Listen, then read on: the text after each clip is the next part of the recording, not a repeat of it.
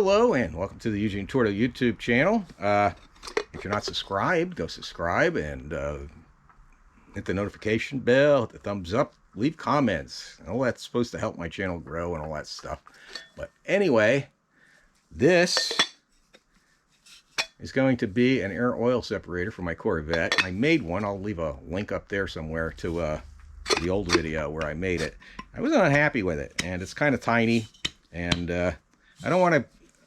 I want to put a good one on here, but I don't want to spend the money. You know, good ones are going to cost $150 to, if you get those real fancy ones with the bladder in it, it's really expensive. It's like, I've seen them go as high as $500.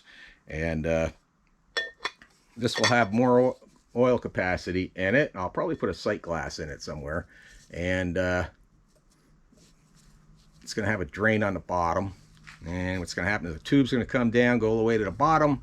There's going to be a bunch of baffles and some, I'll probably stick some stainless steel wool in there too, as act as an air oil separator.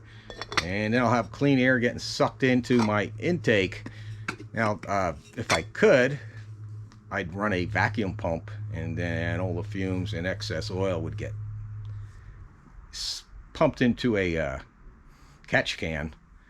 Then you're still going to have fumes coming out. The filter that would be on top of that catch can, and then you end up smelling them when you're driving down the road. That's one thing good about a PVC system, is it takes the excess fumes from your crankcase, creates a vacuum under most conditions, and it just burns it up in your combustion chamber and out the exhaust, and you don't get the smell from the crankcase and stuff.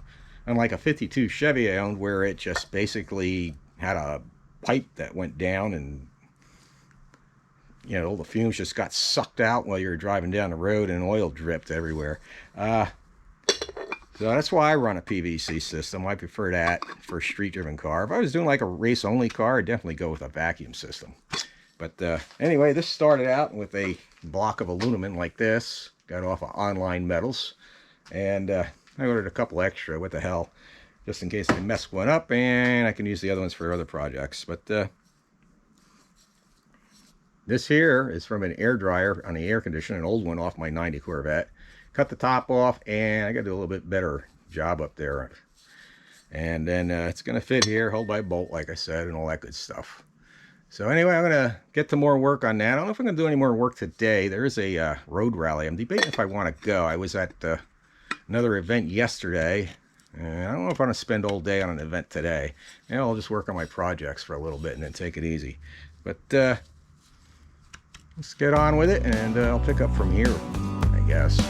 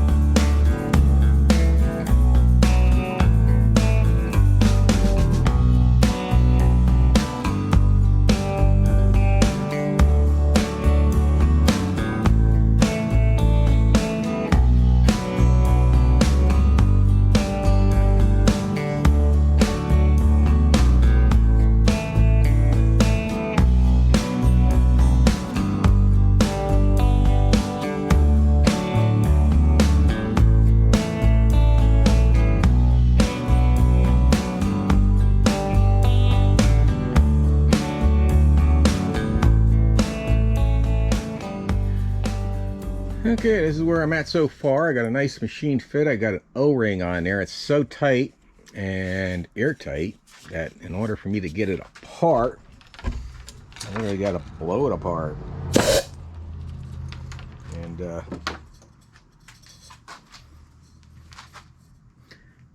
that's where I'm at right now. So I need to start drilling some holes and tapping for some fittings, and drill a hole for the bolt in the bottom and all that good stuff. So I have to say I'm pretty happy the way it's coming out so far. Hopefully it keeps continuing like this. But, nice tight fit. That's what I like.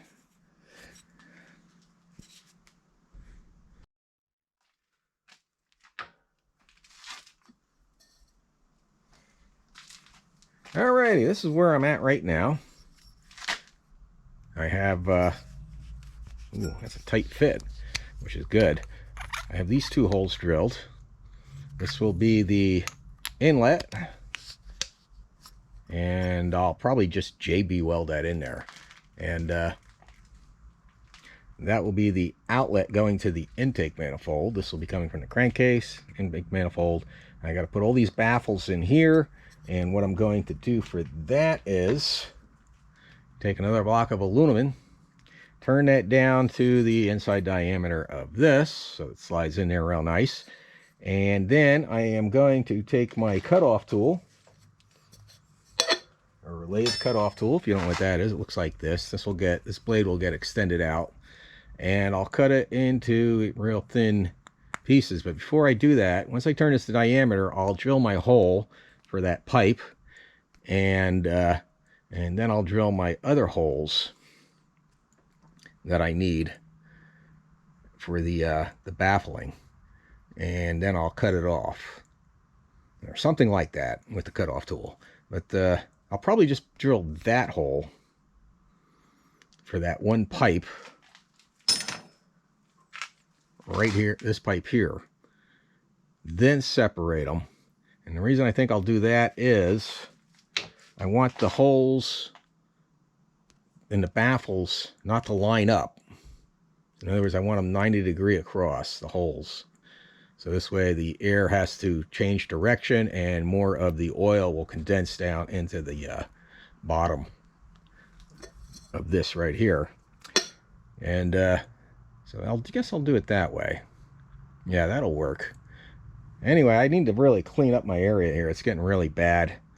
I'm pretty bad at keeping this area clean anyway, so probably a good idea I do that, and then maybe take a break and get back to this some other time. Alright, this is where I'm at so far. I went ahead, turned this down so this will fit nice and easy over it. And I went and drilled that hole. Hopefully these will line up perfectly when I go ahead and cut these into a thin disc. I can't do that. I need to drill one more center hole, and that will be for the bolt that's going to go into here, and drill this and tap that for that bolt. Problem is I don't have a bolt the correct size, so I'm gonna have to get to the hardware store and look for a bolt. So until I do that, I'm pretty much at a standstill. I also need to still drill there and tap that, and drill there and tap that, so I can put those in there. And I guess that's it for today. I don't feel like running to the hardware store. So, everyone, thanks for watching.